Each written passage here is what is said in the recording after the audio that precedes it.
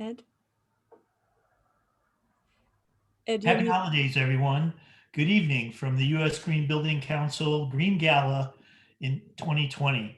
Tonight, we're very happy to introduce a wide range of entertainment. Our first entertainment will be presented by the Village Poets of Sunland Tahunga, where we'll be able to enjoy a very robust poetry reading. Our first poet will be Maja, and I will pass on to her. Thank you.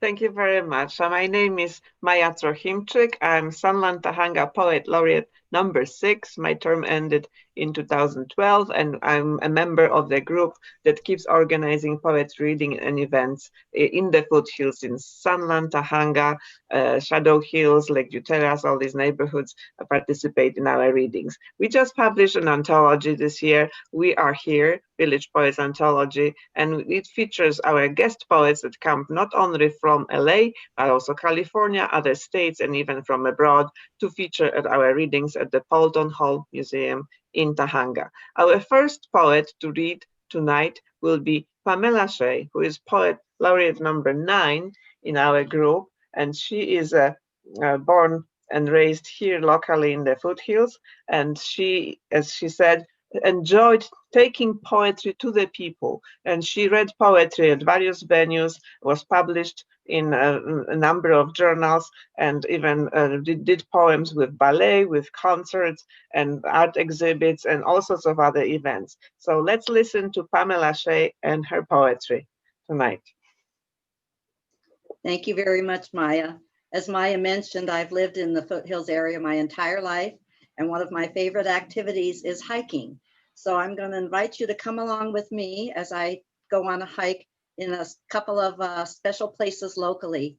So my first poem is called Eyes Wide Open in the Big Tahunga Wash.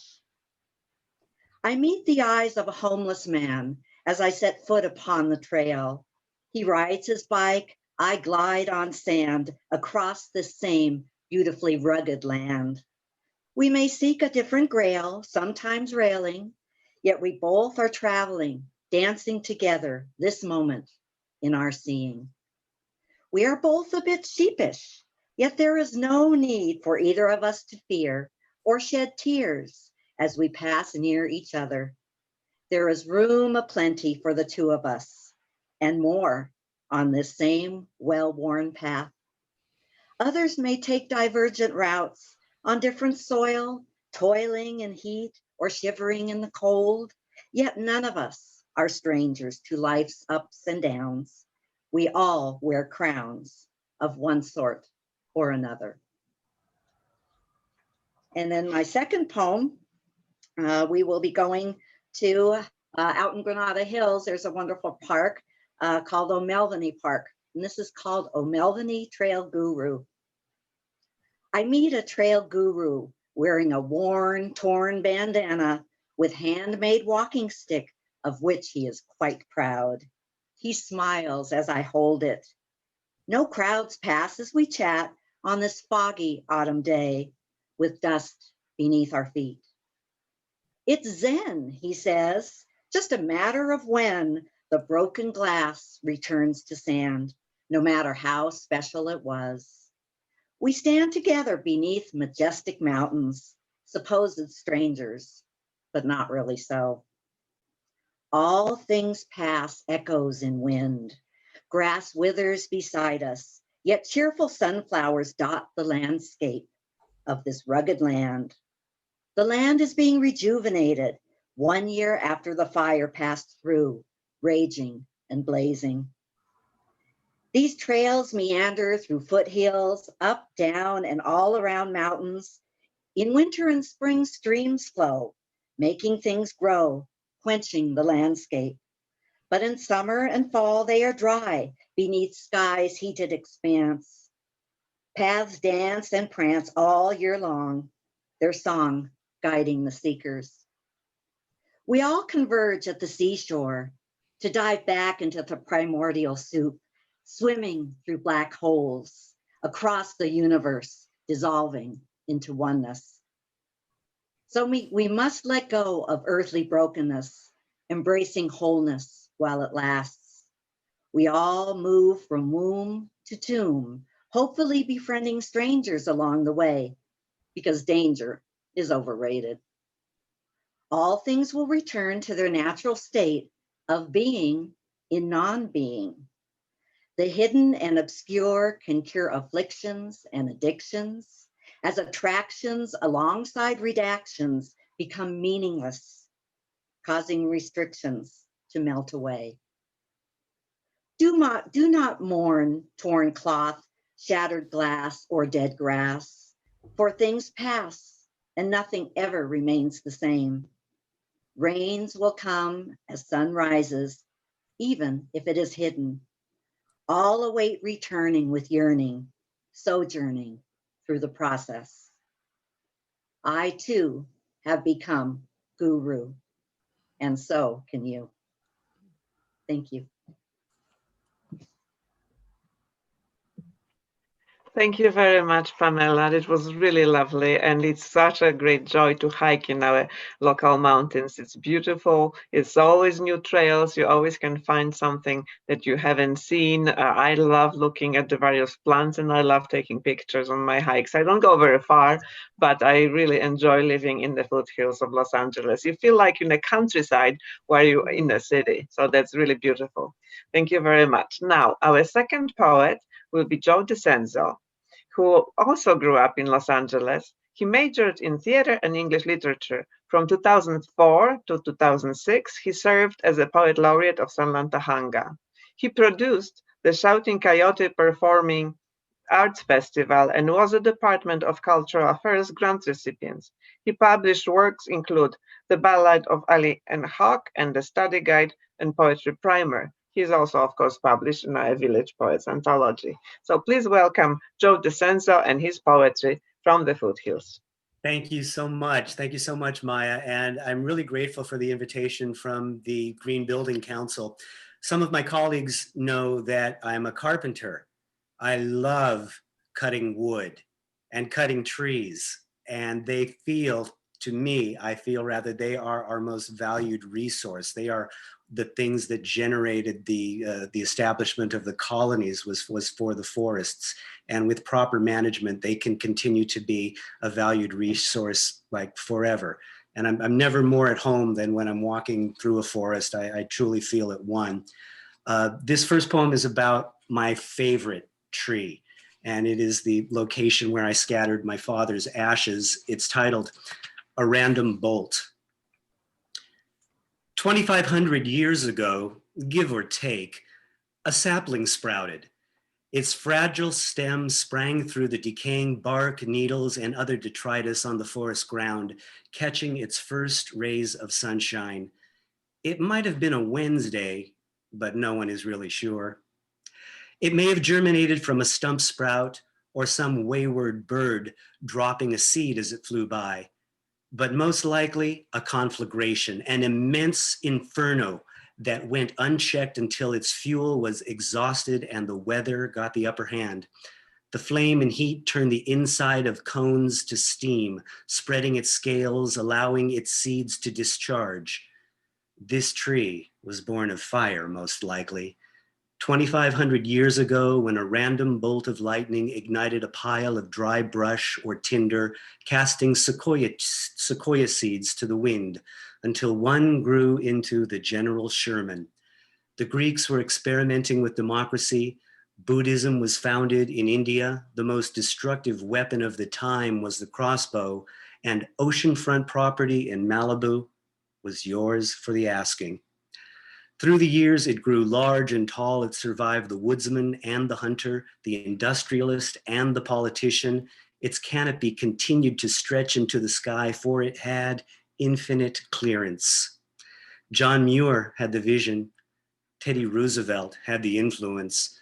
Both thought it worth preserving so that I could walk its circumference and ingest its magnificence in my time. It isn't the tallest, but it's certainly the largest. Apparently on this planet, you can't be both. It's why I brought you here, to show this tree I knew of something even larger, the heart of a man whose generosity knew no bounds, a pocket full of granules scattered around its trunk, that you might lift your eyes and never see the ceiling, that you might extend your arms and never grasp its end, and that the sensation of unconfined freedom attend your mind and spirit in celebration. And this next one I wrote so that we could all enjoy and truly appreciate the wonders that the world has for us if we all cooperate. I titled it, The Blessings That I Offer. Accept from me the blessings that I offer. Drink liberally from the springs that surface. Breathe deeply from the halo of expansive sky, filling your lungs and fueling your wonder. I bathe you by day in sunlight and cradle you at night with stars. I've sculpted mountains for your soul to climb and fertile valleys for your needs. Accept from me the blessings that I offer. My fruit of life hangs well within your reach. Rest your cares beside a placid lake and cast your net of dreams out on open seas. I am your desert, your jungle, your ocean and shore, your homestead, your playground, your frontier to explore. You may not like to hear this, but I wasn't meant for you. I'm everything beneath your feet and belong to others too. You weren't the first to visit me. It's likely you won't be the last. Without some consideration, your stay will come to pass. Accept from me the blessings that I offer. And it took me years to set the table just for you. Treat me well, and you'll have fish to eat. Be my child, and you'll have wine to sip. Remember, I will always keep the balance to go on turning regardless of how the scales tip. What took eons to create, a solemn instant can erase. Accept from me the blessings that I offer.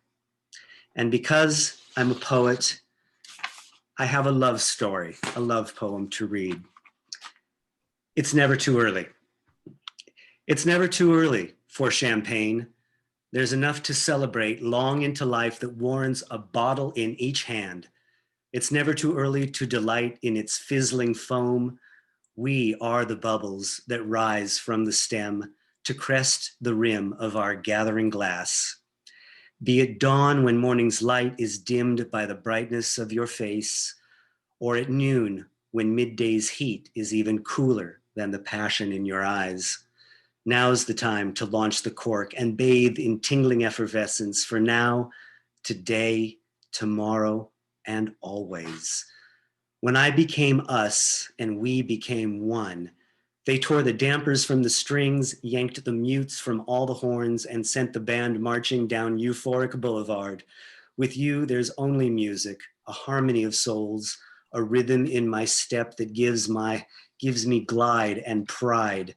Caterpillars dream they might one day look like you, but fail. When leaves fall from trees, it's so they can be closer to you. It's never too early to turn the bottle upside down. A midnight toast is far too late when days are spent in rapture. If my instrument soars, it's at the hand of your baton. You compose the feelings in my heart that sing, I love you. Thank you.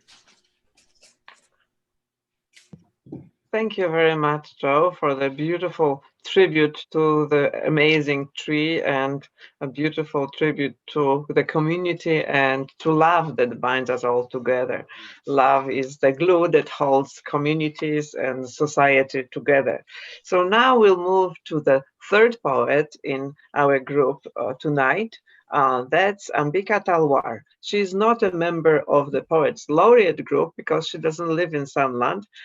She lives partly in Los Angeles and partly in New Delhi in India.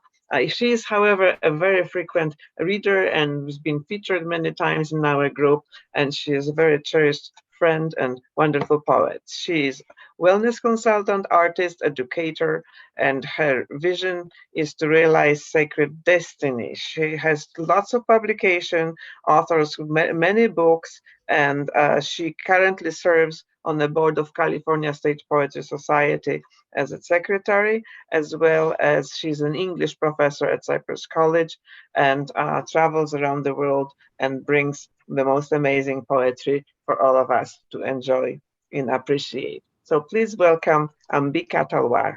Well, thank you so much. I'm so excited to be here. I'm very grateful to be invited to present today and to meet you, Ed. And I wish you great success with the green planning and building and new designs in architecture. Very important. And thank you, Maja, for thinking about calling me. It's always fun to hang out with you. And I really, really fell in love with your poetry, Joe and Pam. Yeah. I'm going to read a poem first, which was inspired by a news item during the bombing in Syria. And it's about this man who wouldn't go because he wanted to tend to his gardens. And then what happened? So the title is, What Happens When a Single Note is Broken? O great mother of all, tragedy created by cruelty, men sans vision, sans heart, civilization is truly dead. Abu Ward and many like him, his child, his roses. Abu Ward loved cultivating roses. Taught his 13-year-old to do the same, while many fled the village. He stayed to tend to roses, the soil and his child, and listened to his favorite, Beethoven. Beethoven, then the bombs, silence that is betrayal of something lurking, but silence of the end and tears that won't water a garden. How is the boy to become a man so suddenly? As sudden as his death, how a rose withers, childhood shatters in wind, shrapnel clutching on barks of trees. Innocence that must fall like Beethoven's notes, snuggles around weeds for a breath. Great mother, grind away these tragedies. They make no sense. Teach men to raise gardens so fruit can wear away the earth, and let light in into the cracked heads of men of God who are men of bomb. This is not a testing ground. O great mother, make these be birthing grounds so boys can awaken into men, not die into grief, into horror. The terror of our times has had enough airtime. May blue wisdom of golden light take over in a rush. When a garden is cut down, man disappears. When man is killed, gardens disappear. Where must boys go to raise themselves? So the next one, I was told we must have one about social situations and about nature, and the one I could think about was my work with horses. And I have worked with horses in Sunland, which is very close to you, and that place is gone now, but here's my poem. It's called Gaze of Horse, Lure of Holiness. Gaze into horse eyes, wind laughs, pulls our hair, presses feet into earth, burnt by sun's ancient tales. Something stirs. Shall we dream it into surrender? Shall we rise to zenith with elegant dance and wild joy? Horse will turn away if you are untrue to essence. Bruised, let visions arrive. Let flow old sorrows into earth, reseeding, call of distant drums. Inner fire renews hymns. Listen to the scales, listen to horse heart, rhythms of hooves in unison with mountain wind wildly curving around us. Lore of horse thrills in us, light-flooded halls. We revise our being, recreate new stories ache. Wild equine poised for flight reveals grandly that despite fear, we can tenderly hold hands. We can rediscover places hidden in dank caverns of our heart where thorn or stone grow forgotten. Horse, cosmos, gardens, flutes, love, forests, trees, greenly full of pine, poems, words, drumming. Story of wounded humanity. Horses clear our grime. Let us recall pristine cantos of wild men and women. These are paths to love, to illumination, to loyalty, partnership, fulfillment, beauty, peace, freedom. Gaze into horse eyes. The wind laughs, pulls our hair. Silence stops everything. Taste the lure of freedom. Mystic companion of our holiness. Horse simply commands attention. Gaze with horse at the stars. And I have a short one, if I may. And this was about, I think somebody, I don't remember who, said something about meeting her partner. And I said, you want a nobleman. And how do we look for find and connect with a nobleman? So this is called Nobleman. Who is the nobleman? He will hold you with your tears. Let your fears drip into chasm. Void will soak them up.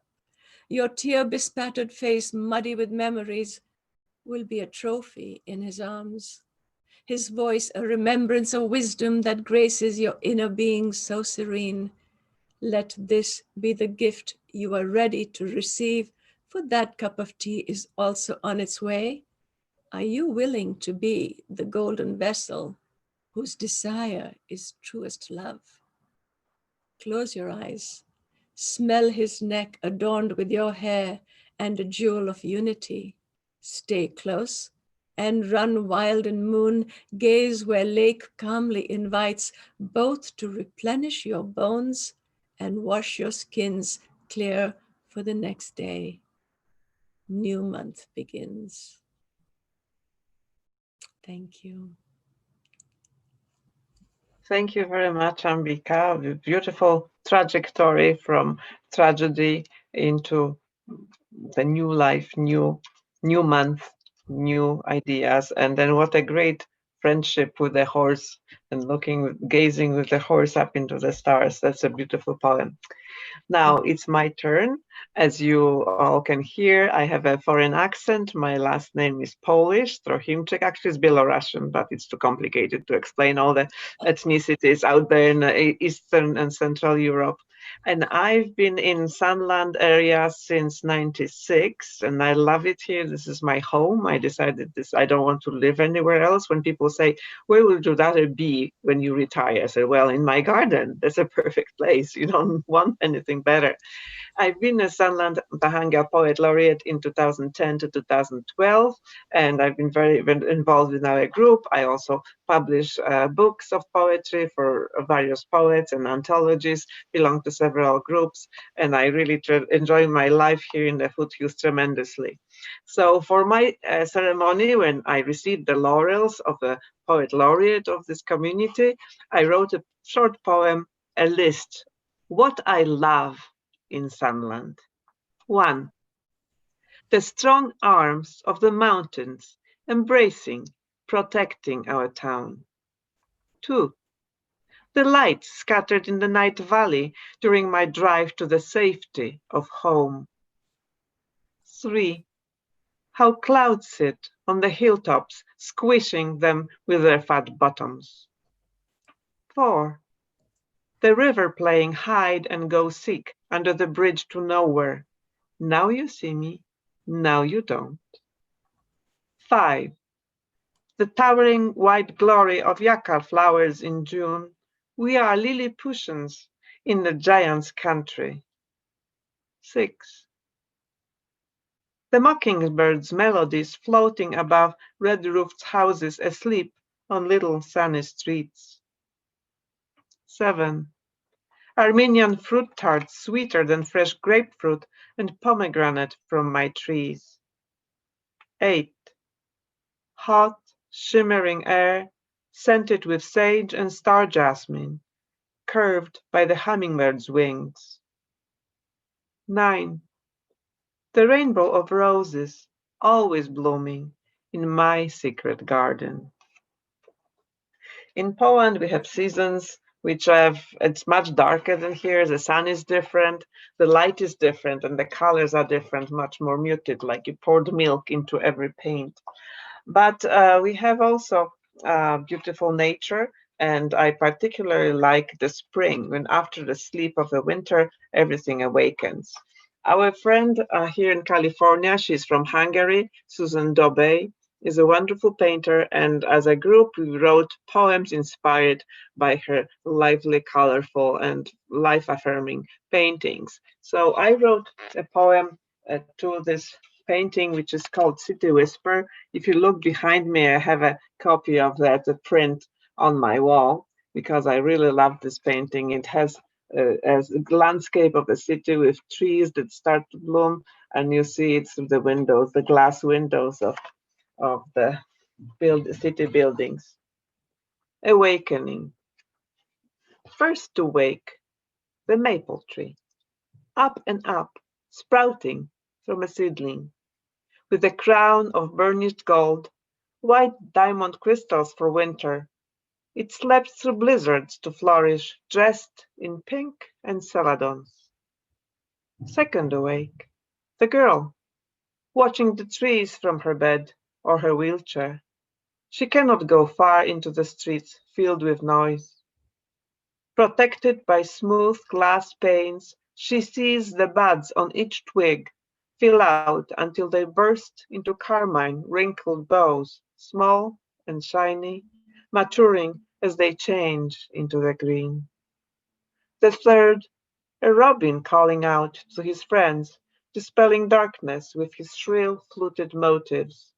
The spring is woven from his calls, warmed up in red feathers on his chest. He came late to scratch the ground for a worm to pick, a beetle. The looping birdsong measures the coming of days. It floats up and up above the rooftops. The girl touches her curly blonde hair, growing longer, straighter, as the nurse braids it each morning. The life, the light she wishes for this power to come in. Make her walk, yes, make her walk. She stretches up and up. Outside, city whispers. I really love this painting, and I love Susan Dobej's art. I think it's a beautiful contribution to our experience to see such beautiful vision. You look through at the world through the eyes of an artist. That's the beauty of contemplating an art. And just like and right now, the listeners listen to the world through our words. So I wanted to read one more poem, which is about the whales, because we're right at the edge of the Pacific Ocean. And if somebody is lucky, they can go out and watch the whales jump and splash the water with the tails. A whale of a song. They sing as they ride the waves, laughing. They sing to the depths of the ocean, reaching its sandy bottom, submerged peaks and valleys. Their song echoes through the crystalline expanse of the sky, bounces off the translucent rays of starlight. They dance on the waves, weaving the web of love from their song. In the invisible rhythm of 7 billion heartbeats, they encircle the globe, traversing all the oceans. Did you know that whales and dolphins are our cosmic guardians? Did you know that Orca, the whale, is my patron saint? I have a totem stone to prove it, a gift from a seer who once told me, "Do not forget to listen to life-giving music. Do not ever forget the song of the whales." So this is my whale poem, and I read about looking out the window at the city and enjoying the nature in the city. It's wonderful that the green building councils try to make our cities more green, more full of life full of nature, because that's what sustains us at the end. We are all part of nature, and we enjoy our life and our neighborhoods, our communities, all connected through love and appreciation of each other. So thank you very much for hosting us. And I would like maybe Ed to say a couple words for a farewell. But other than that, thank you for listening to our poetry. Have a Thank good you. afternoon. Excellent work. That was an absolutely amazing presentation. Thank you, everyone, for showing the artistry of poetry to our group. To the rest of you out there, part of the U.S. Green Building Council, please enjoy the games, please enjoy the holidays, and please do not forget to give to the U.S. Green Building Council this evening. And have a great rest of the year. Take care, everyone. Bye-bye. Bye-bye. Thank you. Bye-bye. Thank you, and have a great holiday, and I'll see you soon. Blessings. Thank you. So I stop recording, I guess. Okay, perfect. Oh, that was so good. I really, really